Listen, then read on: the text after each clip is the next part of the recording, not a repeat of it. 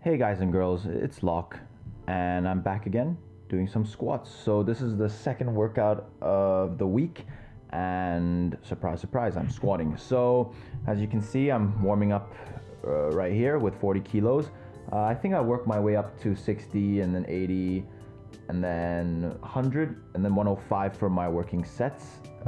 I did 4x6 on the day. Now, I'm not really fresh right now when it comes to speaking about what happened in this workout because, well, I procrastinated. That's the honest truth. And I figured it's actually better if I try and do the voiceover as quickly as possible right after my workout because I have fresh thoughts regarding my workout. So for this video, I'm probably just mostly going to be talking about my plans within the next couple of months for my programming. So while we take a look at my warm-up footage, I just want to discuss Bill Starr's HLM, so heavy, light, medium template. Now, I did a bit of research and background research on the topic, and it's really interesting because the great thing about HLM is you can adjust it based on your own needs.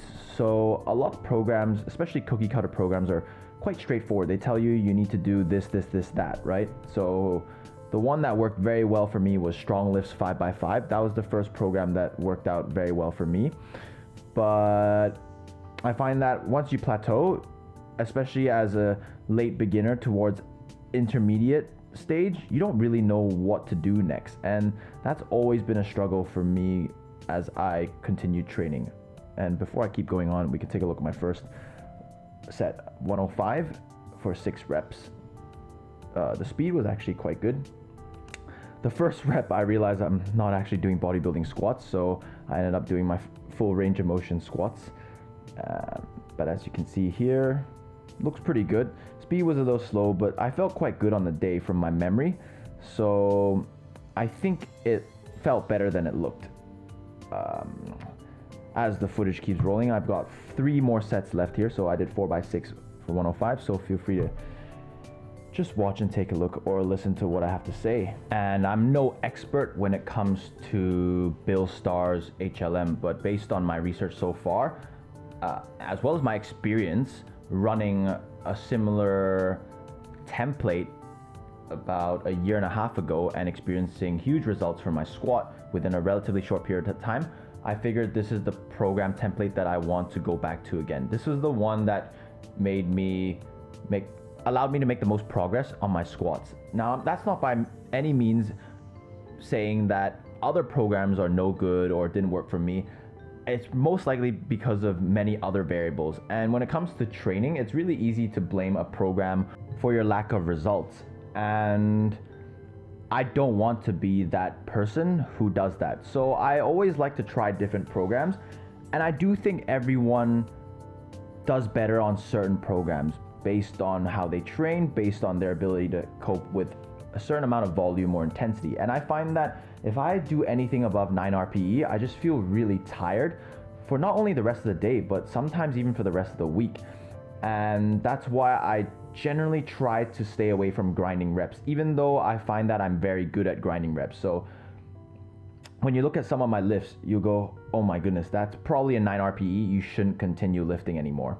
But I noticed that if I really have to complete the set, I can probably crank out about 2 or 3 more. Now, obviously, there's a lot of mechanical breakdown when you do that. So most strength and conditioning coaches will recommend you to stay away from grinding reps. And I do 100% agree with that. Personally, I did not experience good results when I grind too many reps.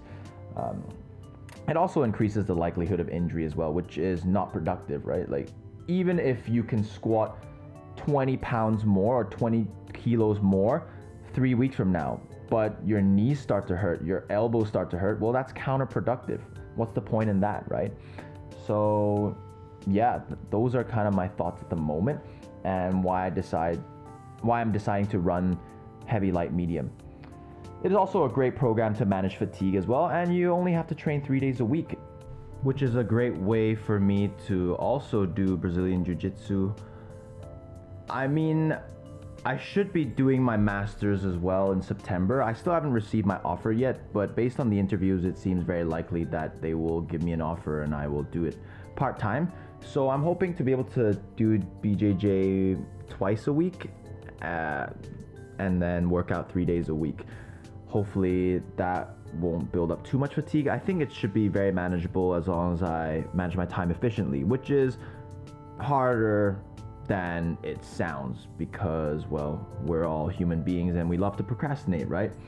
But here we are. This is my first set of 4x6 at 90 kilos. I will also run through how I program my stuff later. We'll just take a look.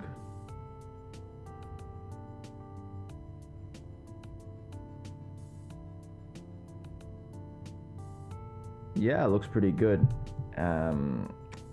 I remember it feeling very good as well on the day. Bench press for me has always felt really good, so I'm hoping to be able to hit a 130 pause. I think my best ever bench press was 123 kilos, and this was three or 4 years ago, and then I never really ran anything to try and increase my bench ever since because I didn't really feel the need to. But with BJJ coming around the corner again, I think having a bigger bench will help a little bit. I don't think drastically, but hey, it's always cool to be able to bench 3 plates, right? But going off on a tangent, I just want to say that doing these videos makes me really want to bring my squat and bench press up, and it's brought this newfound love for lifting again, because I'd say the past couple of years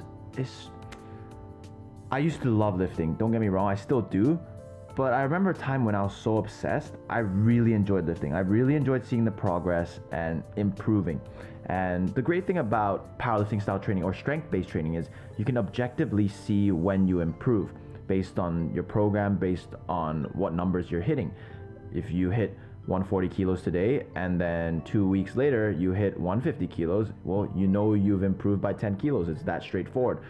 Whereas with bodybuilding style training, which I still really enjoy, and I'll run it maybe once every blue moon for a couple months, but it's really hard to see any objective progress, especially when you've trained for a long period of time. The diminishing returns is unreal. So in a way, making these videos has encouraged me to aim high and try and get that 200 kilo squat that I've always wanted to hit. But anyways, as you can see here, I finished off with some lat pull downs in the workout. It was very straightforward. I only did 3 exercises. It was just a high bar squat, bench press, and lat pull down. Simple as, nothing more complicated than that. So this is my medium day for the week, and I've decided that on the medium day I will hit high bar squats and bench press at a moderate intensity / volume level. What I mean by that is it will generally be, I don't like to set rep ranges, but I do base my programming on Prilipin's chart as well as relative intensity, the theory of relative intensity, which I learned from Zach Tallander's channel. Great. He has a video series, I think it's 3 videos long, on how to use relative intensity to improve your squat. And I believe it's from, was it Bampa's manual on how to program for squats. So I definitely think those videos are worth checking out because, well, we'll take a look. I mean, when the results come in the next 3 or 4 months, we can say, hey, this really works. But I like the idea of combining different theories and meshing them together into your own program, because at the end of the day, everyone trains differently. I like to auto-regulate my training. So on days that I feel like crap, I will dial it down. Whereas before, when I was younger, in my university days, I would just grind through them. No matter how crappy I felt, I would grind through my workouts. And I realized that that's actually hindered my progress in the long run. But there's no regrets, because everything's a learning experience. And that's the great thing about lifting is, even though you're only doing a couple of exercises, you realize that you learn a lot about your body and what it can do.